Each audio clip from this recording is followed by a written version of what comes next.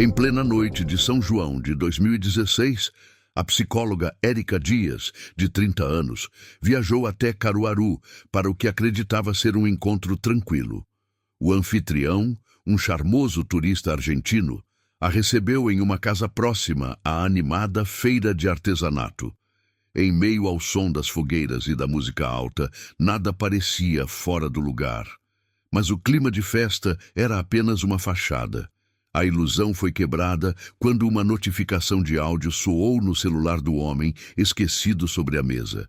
Uma mensagem curta, com instruções frias e sinistras, revelou o verdadeiro e aterrorizante motivo daquele encontro. O que começou como um convite romântico era, na verdade, o início de uma armadilha mortal.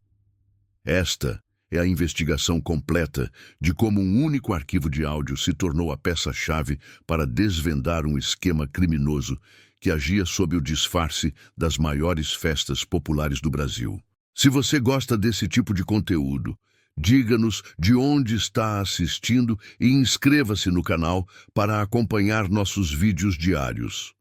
Em junho de 2016, a cidade de Caruaru, em Pernambuco, sediava seu tradicional Festival de São João. O evento atraía milhares de pessoas para a região do Agreste. As ruas eram ocupadas por fogueiras e a música era uma constante em todos os bairros. O fluxo de turistas e a movimentação intensa definiram o cenário da cidade durante todo o mês. Nesse contexto, ocorreram os eventos que se tornariam um caso de investigação criminal. A figura central desta história é Érica Dias. Aos 30 anos, ela era uma psicóloga clínica estabelecida. Sua atuação profissional era focada no atendimento a mulheres que haviam passado por situações de violência doméstica e psicológica. O trabalho de Érica era reconhecido pela sua abordagem direta e pelo suporte prático que oferecia às suas pacientes. Ela não se limitava às sessões de terapia. Seu principal objetivo era fundar um centro comunitário, um espaço que pudesse oferecer assistência jurídica, social e psicológica de forma integrada. O projeto era a sua prioridade profissional e consumia a maior parte de seu tempo. Para Érica, a festa de São João era apenas o ambiente ao redor de sua rotina. Enquanto a cidade celebrava, ela continuava a estruturar os detalhes para a criação de seu centro de apoio. Ela buscava parceiros, elaborava propostas e mantinha contato com sua rede de pacientes, muitas das quais se tornaram suas amigas. O festival representava uma alteração no ritmo de Caruaru, mas não em seus planos pessoais ou profissionais. Ela era metódica e focada. Acreditava que a mudança social exigia planejamento e ação contínua, independentemente do calendário festivo. O contraste era evidente. No exterior, o som alto do forró, as apresentações em palcos públicos e o comércio de comidas típicas dominavam a paisagem sonora e visual. A segurança pública operava em um esquema especial para lidar com a grande concentração de pessoas. Para a maioria, era um período de celebração. Para Érica, era um período de trabalho como qualquer outro. Ela via a festa como um fenômeno cultural importante para a cidade, mas sua mente estava voltada para os problemas estruturais que buscava resolver com sua profissão. Sua vida era dedicada a criar um ambiente seguro para outras mulheres, um ideal que parecia distante da atmosfera de desinibição e caos controlado das festividades juninas. Era uma profissional que entendia os riscos ocultos em grandes aglomerações e que dedicava sua carreira a mitigá-los para outras pessoas. A ironia é que, em breve, ela mesma se tornaria o alvo de um desses riscos. O primeiro contato ocorreu em 21 de junho de 2016, 3 dias antes do encontro. A comunicação foi estabelecida por meio digital. O homem se apresentou como Tomás e afirmou ser um turista argentino. Ele disse que estava em Caruaru especificamente para conhecer o famoso Festival de São João. Sua história era coerente com o perfil de muitos visitantes que chegavam à cidade naquela época do ano. A conversa inicial foi breve e focada em interesses comuns, como a cultura local e a música. A comunicação evoluiu para um convite. Tomás propôs que o encontro acontecesse na casa que ele havia alugado para a temporada. O imóvel estava localizado em uma área movimentada, próximo à feira de artesanato de Caruaru. A localização era um ponto estratégico, de fácil acesso e cercado pela intensa atividade do festival. Este detalhe conferia um aspecto de normalidade e segurança à proposta. Ele justificou a escolha do local como uma forma de evitar o barulho e a aglomeração excessiva dos bares e restaurantes durante o pico da festa. A ideia era ter uma conversa mais tranquila antes de, talvez, saírem para ver as atrações. Érica Dias analisou a proposta e aceitou o convite. A profissão dela a tornava consciente de riscos, mas os elementos apresentados não levantaram suspeitas imediatas. O perfil do homem parecia genuíno, e a localização central da casa era um fator que contribuía para uma sensação de segurança. O encontro foi agendado para a noite de 24 de junho. A data coincidia com o auge das celebrações juninas, uma noite em que a cidade estaria em seu ponto máximo de efervescência, com milhares de pessoas nas ruas. Para as autoridades, era uma noite de patrulhamento reforçado. Para Érica, era apenas um encontro. Na noite de 24 de junho de 2016, pontualmente às 20 horas, Érica Dias chegou ao endereço combinado. A casa ficava em uma rua adjacente à feira de artesanato, uma área de grande movimentação durante o festival. O som da festa era intenso, uma mistura de música, vozes e fogos de artifício que dominava o ambiente externo. A aglomeração de pessoas nas proximidades era um fator que, em circunstâncias normais, contribuiria para uma sensação de segurança. Tomás a recebeu na porta. Sua aparência era casual e seu comportamento cordial. Nada em sua postura inicial indicava qualquer anormalidade ou ameaça. Ele a convidou para entrar. O interior do imóvel era simples, com mobília funcional típica de aluguel por temporada. Havia uma sala, uma pequena cozinha visível ao fundo e um corredor que levava a outros cômodos. A iluminação era padrão e não havia nada fora do lugar. Eles se sentaram na sala. A conversa inicial foi superficial, focada em temas como a viagem dele ao Brasil e as impressões sobre a festa de São João. O comportamento de Tomás era o de um anfitrião comum, oferecendo algo para beber e mantendo um diálogo leve. Para Érica, a situação se desenrolava conforme o esperado. O ambiente era neutro e a interação convencional. Ela estava em uma casa localizada em uma via pública, em uma das noites mais movimentadas do ano na cidade. O encontro parecia ser exatamente o que foi proposto, uma conversa com um turista. O som externo era parcialmente bloqueado pelas paredes da casa. Isso criava um ambiente mais controlado internamente. Naquele momento, todos os elementos visíveis e audíveis sugeriam um encontro social sem riscos. A percepção de Érica era de que a noite seguiria de forma tranquila, uma breve pausa em sua rotina de trabalho em meio à agitação do festival. A normalidade da cena era completa. Nenhum detalhe, gesto ou palavra indicava o que estava planejado para acontecer naquele local. A conversa prosseguiu por cerca de 30 minutos. Por volta das 20h30, Tomás se levantou. Ele deixou seu telefone celular sobre a mesa de centro, com a tela virada para cima, e se dirigiu à cozinha. A justificativa foi a de que iria buscar mais uma bebida. Érica permaneceu sentada na sala, aguardando seu retorno. O som da festa do lado de fora continuava a ser o ruído de fundo dominante. Nesse breve intervalo, o aparelho deixado sobre a mesa emitiu um som agudo e curto. Era um alerta padrão de notificação de mensagem. Imediatamente após o som, a tela do celular acendeu, iluminando a superfície de madeira da mesa.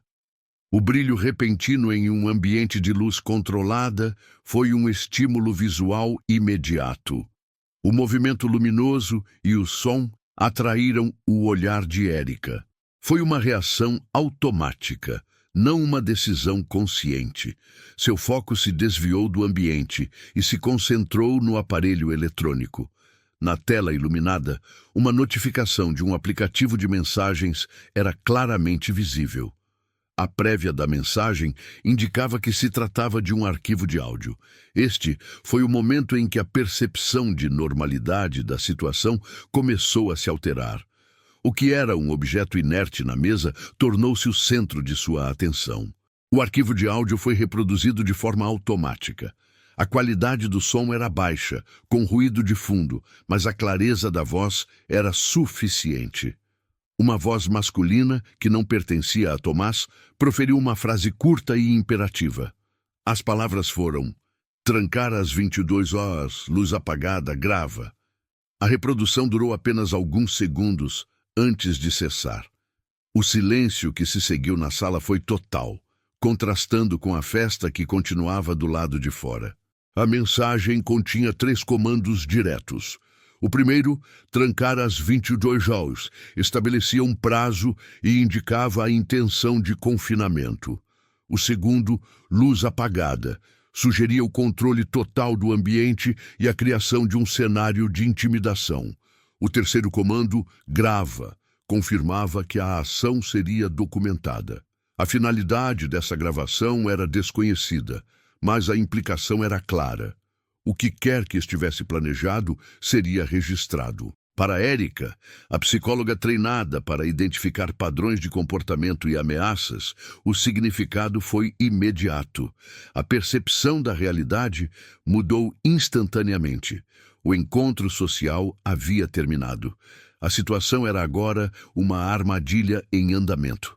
A voz no áudio era de um cúmplice. As instruções eram operacionais. O homem que se apresentava como Tomás não era um turista em busca de companhia. Era um executor recebendo ordens. Cada palavra da mensagem de áudio reconfigurou o ambiente. A casa deixou de ser um local de encontro e se tornou um cativeiro em potencial. A porta pela qual ela entrou agora representava uma saída que precisaria ser alcançada.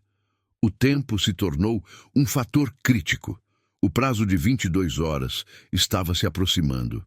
O pânico era uma reação natural, mas sua formação profissional a forçou a analisar a situação de forma lógica.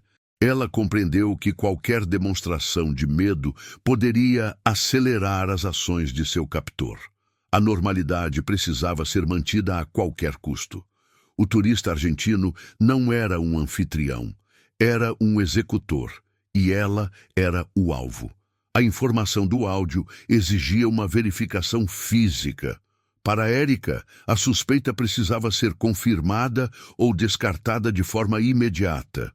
Ela precisava de uma justificativa para se mover pela casa sem levantar suspeitas.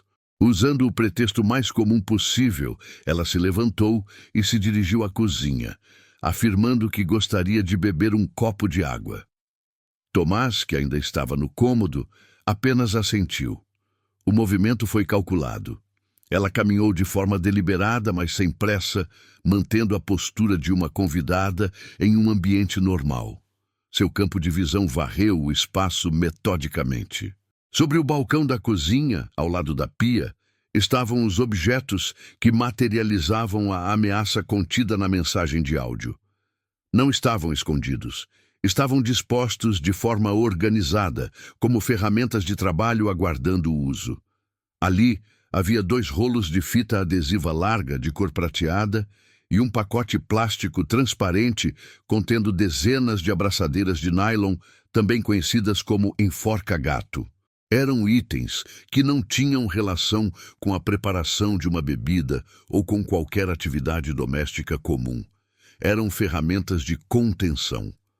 A presença daqueles objetos específicos, naquele contexto, eliminava qualquer possibilidade de mal-entendido.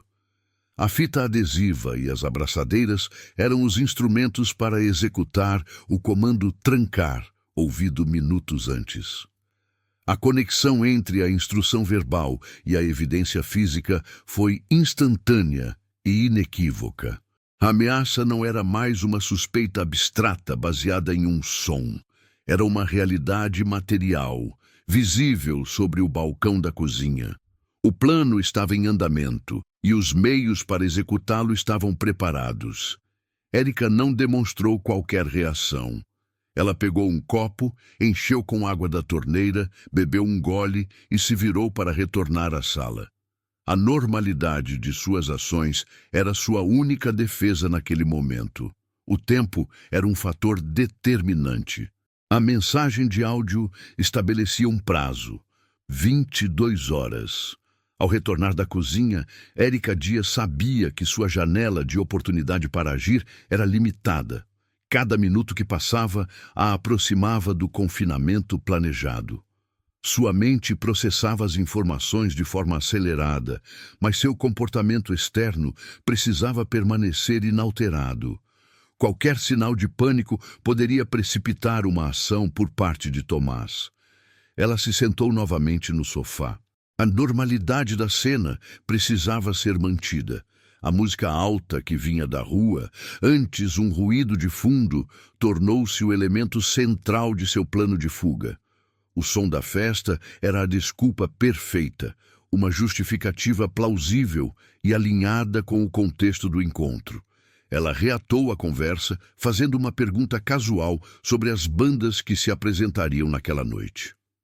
Após a resposta de Tomás, ela introduziu sua saída.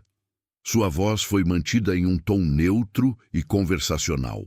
Ela comentou que a música parecia estar mais alta e que, provavelmente, o show principal na Praça Central estava começando. Em seguida, ela verbalizou o pretexto. Eu gostaria de ir até lá para ver o show. A frase foi dita como uma sugestão, não como uma declaração final. Tomás permaneceu em silêncio por um instante. Ele a observou, analisando sua expressão. Ele sugeriu que ficassem mais um pouco, que a festa duraria a noite toda. Sua tentativa de dissuasão foi sutil, mas clara. A resposta de Érica foi imediata e firme, mas sem demonstrar urgência. Ela insistiu, afirmando que havia combinado de encontrar uma amiga perto do palco e que já estava atrasada. A inclusão de uma terceira pessoa, a amiga, criava uma obrigação social externa, tornando sua saída mais difícil de ser questionada. Ela se levantou de forma deliberada, sem movimentos bruscos. Pegou sua bolsa que estava ao lado do sofá. Cada gesto era executado com uma calma calculada. Ela caminhou em direção à porta da frente. Tomás se levantou também e a seguiu com o olhar, mas não se moveu para interceptá-la. A distância entre eles era de poucos metros. A tensão no ambiente era concreta, mas não verbalizada. Ao alcançar a porta, ela se virou e agradeceu pelo convite. A formalidade do gesto era parte de sua estratégia para manter a fachada de normalidade até o último segundo. Ela não esperou por uma resposta prolongada. Sua mão girou a maçaneta, destrancou a porta e a abriu. O som da festa invadiu o ambiente da sala instantaneamente. Ela deu um passo para fora, para a calçada, e se misturou à multidão que passava. A porta se fechou atrás dela. Ela estava livre. Uma vez na calçada, Érica Dias não olhou para trás. Ela se moveu rapidamente, inserindo-se no fluxo denso de pessoas que circulava pela área. A multidão, antes um elemento do cenário festivo, tornou-se sua principal ferramenta de proteção. O anonimato proporcionado pela aglomeração era sua segurança imediata. Seu objetivo era se afastar do imóvel e encontrar uma autoridade policial o mais rápido possível. A Praça Central, epicentro do evento, contava com postos de policiamento ostensivo e patrulhas constantes, uma medida padrão para eventos daquela magnitude. Ela se dirigiu diretamente a uma viatura da Polícia Militar, estacionada em um ponto estratégico, perto do palco principal. Eram aproximadamente 21 horas, quando ela abordou os oficiais. Sua comunicação foi clara e objetiva, um reflexo de sua formação profissional e do controle que exerceu sobre seu estado emocional. Ela relatou o encontro com o homem que se identificava como Tomás, fornecendo o endereço exato da casa. Érica descreveu em detalhes o evento que desencadeou sua fuga. Ela transcreveu a mensagem de áudio que ouviu. Trancara às 22 horas. Luz apagada, grava. A precisão com que repetiu as palavras deu peso ao seu relato. Em seguida, informou sobre os objetos que encontrou na cozinha, os rolos de fita adesiva e o pacote de abraçadeiras de nylon. A combinação desses elementos, uma instrução verbal específica e a presença física dos meios para executá-la, formava um quadro coerente de um crime em preparação. Enquanto os policiais registravam as informações iniciais, Érica realizou uma segunda ação crucial. Utilizando seu próprio aparelho celular, ela enviou uma mensagem de texto para Camila, uma de suas pacientes com quem mantinha uma relação de amizade e confiança. A mensagem era um alerta direto, um pedido de socorro, que informava a localização e a natureza do perigo.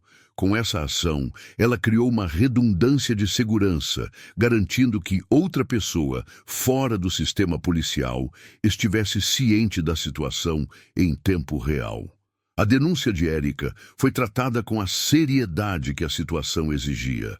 A precisão dos detalhes conferiu alta credibilidade ao seu testemunho. Não era um relato vago ou baseado em suposições.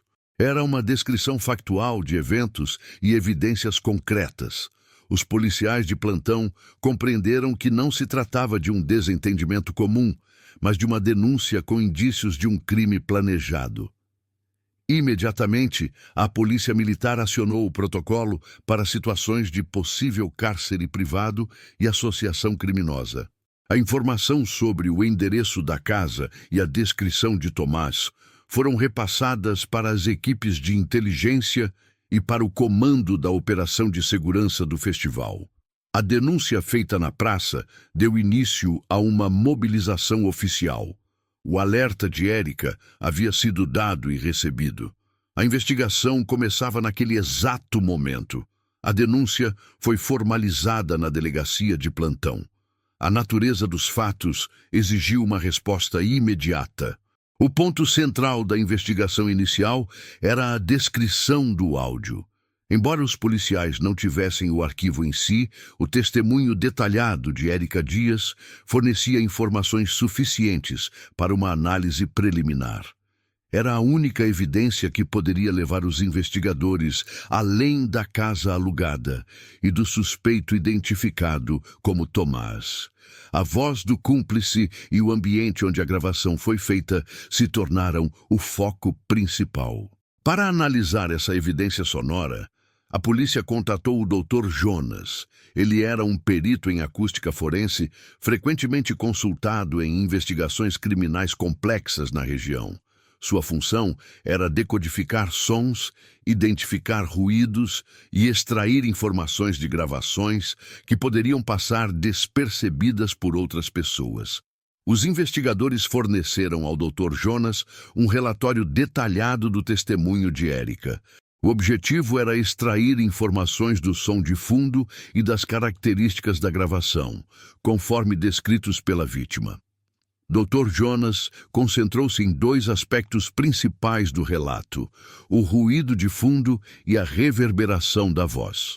A primeira conclusão do perito foi sobre o som contínuo que Érica mencionou. Ele o identificou como o som de um ventilador industrial de grande porte. Esse tipo de equipamento não é comum em residências. É utilizado para ventilação em espaços amplos, como galpões, oficinas ou armazéns. A presença desse ruído específico já sugeria que a mensagem não foi gravada em um ambiente doméstico. O segundo elemento analisado foi a reverberação da voz do cúmplice. Érica descreveu um leve eco. Dr. Jonas interpretou essa informação tecnicamente. Ele detectou um eco curto e metálico. Essa característica acústica, segundo sua análise, era compatível com um ambiente de teto alto e paredes sem revestimento, como uma garagem ampla ou um galpão industrial. As superfícies duras e a falta de mobília para absorver o som criariam exatamente o tipo de reverberação descrita. A análise do Dr. Jonas, baseada apenas na descrição da testemunha, forneceu duas pistas cruciais. A origem do áudio era provavelmente um local comercial ou industrial, não residencial. E este local era grande o suficiente para necessitar de um sistema de ventilação de alta capacidade. A investigação agora tinha um perfil de local para procurar. Não era mais apenas uma casa. Havia um segundo cenário, um possível cativeiro, com características físicas bem definidas.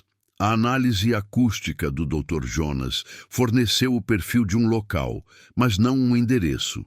A investigação sabia que tipo de ambiente procurar, um galpão ou uma garagem ampla, mas não sabia onde. Para converter o perfil em uma localização exata, a polícia recorreu a outra especialidade. O caso foi encaminhado para o cabo Zeca, o analista de telemática da equipe de inteligência. Sua área de atuação era o rastreamento de dados e a análise de comunicações digitais. O trabalho de cabo Zeca começou com a informação mais concreta que a polícia possuía: o número de telefone do qual a mensagem de áudio foi enviada para o aparelho de Tomás. A partir desse único dado, ele iniciou um processo de rastreamento digital. A investigação não se concentrava mais no conteúdo do som, mas na sua origem e no caminho que ele percorreu pela rede de telefonia. A chave para a descoberta estava nos metadados do arquivo. Muitos arquivos digitais carregam informações ocultas que não são visíveis para o usuário comum. Esses dados registram detalhes sobre a criação e o envio do arquivo, como o modelo do aparelho, o horário e, em alguns casos, a localização geográfica. A tarefa de cabo Zeca era acessar e interpretar essas informações. Utilizando sistemas de rastreamento, a equipe de Zeca conseguiu triangular a atividade do aparelho que enviou a mensagem de áudio. A análise confirmou que o dispositivo tinha a função de geolocalização ativada no momento do envio. Os metadados associados à transmissão continham um conjunto de coordenadas geográficas.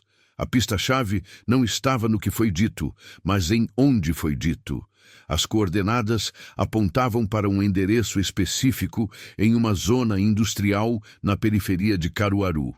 O local era um galpão de grande porte, compatível com a análise acústica feita pelo Dr. Jonas.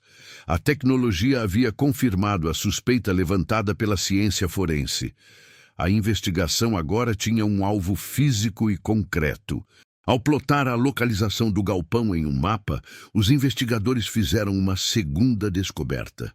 O cálculo da distância entre o galpão e a casa alugada por Tomás revelou que os dois pontos estavam separados por apenas 600 metros.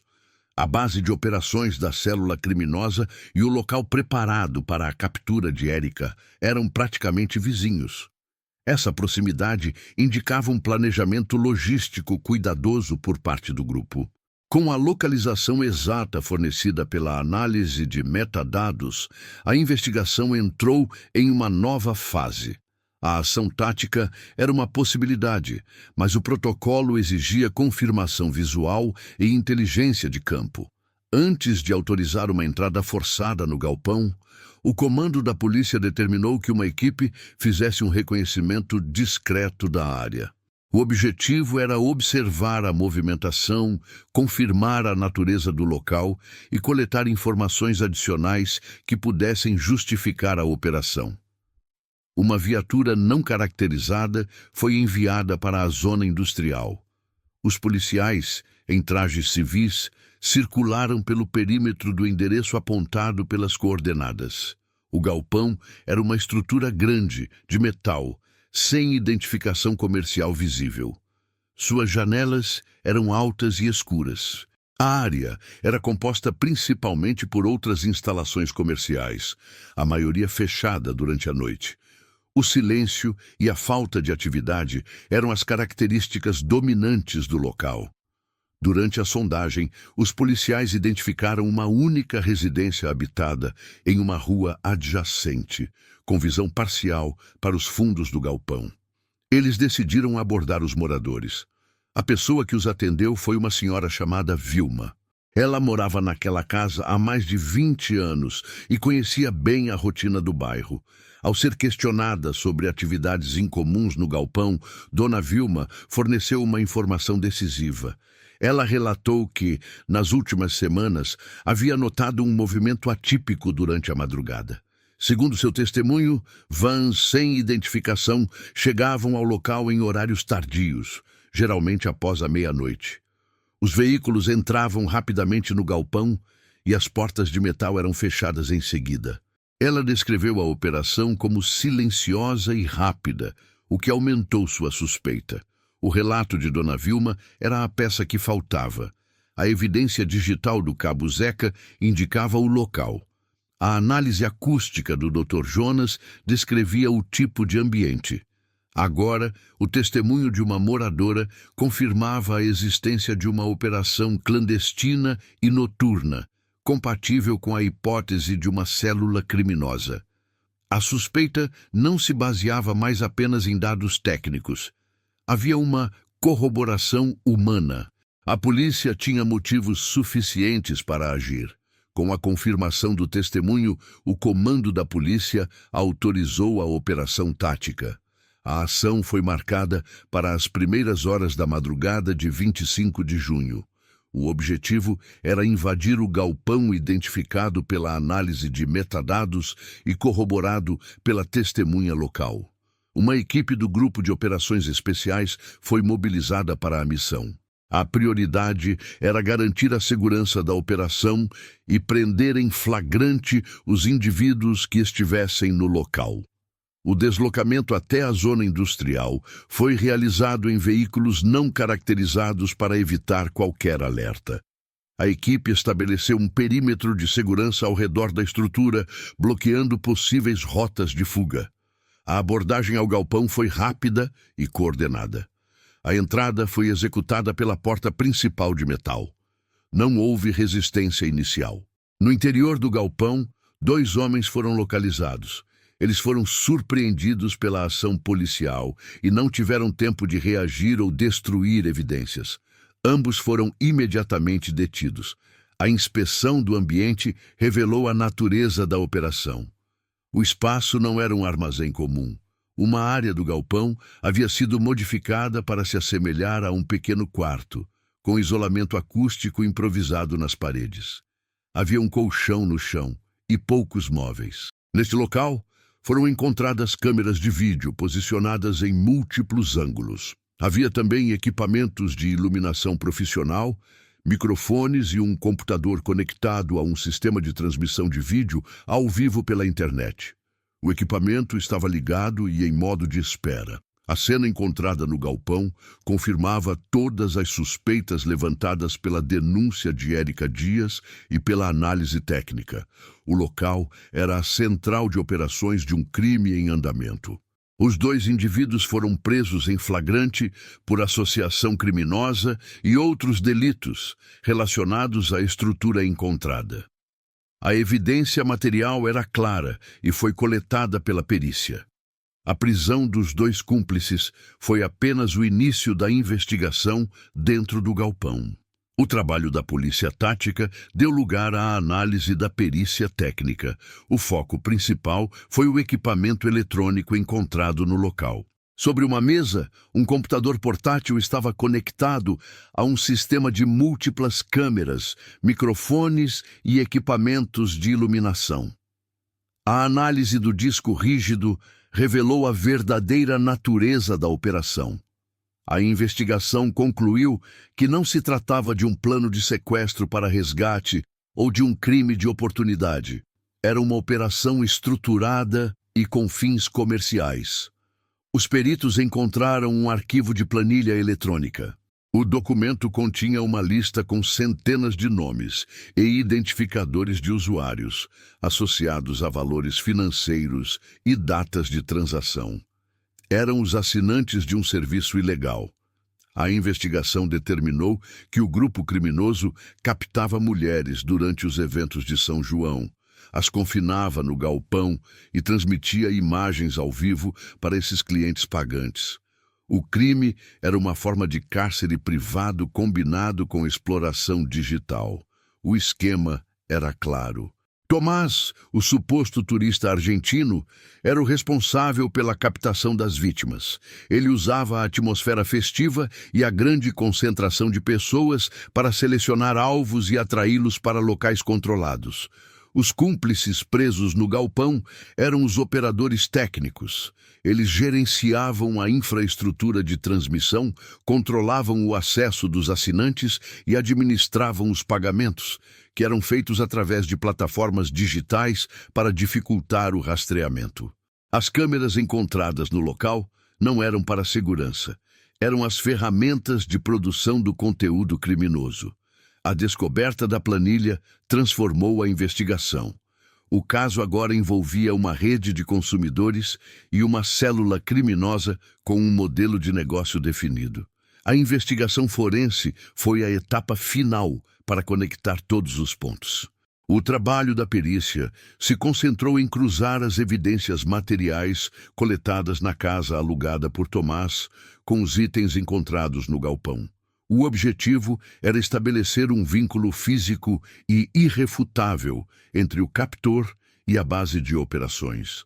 O objeto central da análise foi a fita adesiva prateada.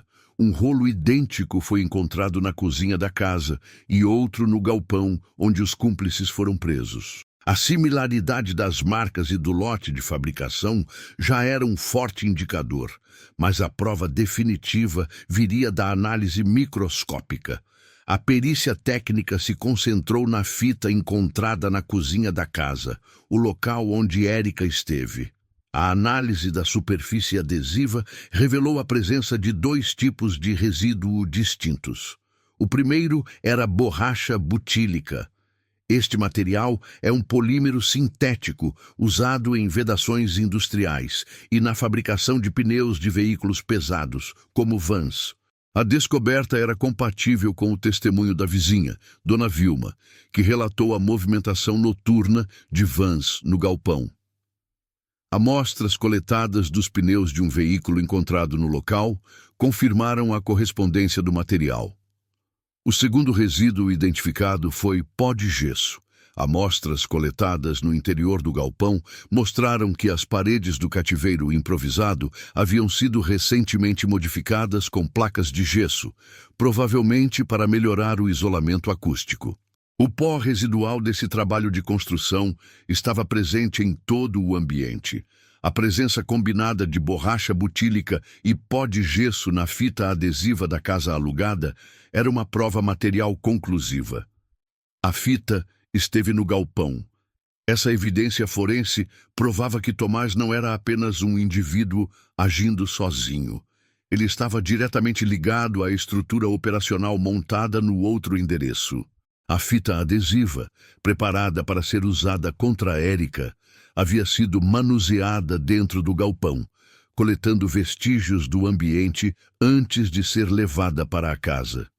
Com a soma de todas as provas, o testemunho de Érica, a análise do áudio, os metadados de geolocalização, a descoberta da estrutura de transmissão e, finalmente, a evidência forense da fita adesiva, o quebra-cabeça estava completo. Tomás foi localizado e detido. Com base na materialidade das provas, ele foi formalmente indiciado por associação criminosa, sequestro e cárcere privado. O caso gerou repercussão imediata na cidade de Caruaru e em todo o estado de Pernambuco. A notícia de uma célula criminosa que utilizava o maior festival da região como fachada para capturar mulheres e produzir conteúdo de exploração digital chocou a opinião pública. A investigação expôs uma vulnerabilidade na segurança do evento que, apesar do grande efetivo policial, não estava preparada para um esquema com aquele nível de organização e discrição. A prisão de Tomás e seus cúmplices deu início a um debate público sobre as estratégias de segurança durante o São João. Autoridades municipais, o comando da Polícia Militar e representantes da sociedade civil se reuniram para discutir novas medidas. A discussão não se limitava ao aumento do número de patrulhas nas ruas. O foco era a criação de mecanismos de denúncia mais rápidos e acessíveis, que permitissem uma resposta policial imediata em meio à multidão e ao barulho do festival. A experiência de Érica Dias, que precisou se deslocar até uma viatura para fazer o relato, demonstrou a necessidade de pontos de contato mais próximos e visíveis para o público. Como resultado direto dessas discussões, uma medida concreta foi implementada já no ano seguinte. A Prefeitura, em parceria com as forças de segurança, anunciou a criação de um posto de denúncia permanente dentro do pátio de eventos Luiz Gonzaga, o principal polo da festa. A estrutura foi projetada para ser um ponto de referência de fácil identificação, operando 24 horas por dia durante todo o período do festival. O posto passou a contar com uma equipe multidisciplinar, incluindo policiais militares, guardas civis e assistentes sociais, treinados para acolher denúncias de assédio, violência e outras atividades criminosas. O legado do caso, portanto, foi institucional. A ação rápida e a clareza do testemunho de Érica Dias não apenas desmantelaram uma operação criminosa, mas também provocaram uma mudança duradoura na política de segurança pública de um dos maiores eventos culturais do país. A festa de São João de Caruaru se tornou um ambiente mais monitorado e com canais de denúncia mais eficientes. A pergunta central que emergiu do caso foi direta: um arquivo de áudio pode salvar uma vida? No caso de Érica Dias, a resposta foi afirmativa. Uma notificação de poucos segundos, contendo uma instrução operacional, foi a peça de informação que transformou um encontro social em uma cena de crime em andamento. Foi a tecnologia, através dos metadados de geolocalização, que apontou o caminho para a base de operações dos criminosos. E foi a percepção humana, a capacidade de Érica de interpretar a ameaça e agir com racionalidade sob pressão, que conectou todos os pontos a tempo. A combinação de tecnologia e ação humana foi decisiva. Após os eventos, Érica Dias retomou suas atividades profissionais. A experiência reforçou sua determinação em trabalhar pela segurança de outras mulheres. Anos depois, ela conseguiu realizar seu objetivo de fundar um centro comunitário, que hoje oferece apoio a vítimas de violência na região do Agreste. O áudio que ela ouviu naquela noite de junho não apenas salvou sua própria vida, mas também se tornou o catalisador para um sistema de proteção que beneficia milhares de pessoas a cada ano. Se você gostou do vídeo, diga-nos de onde está assistindo e inscreva-se no canal para acompanhar nosso conteúdo.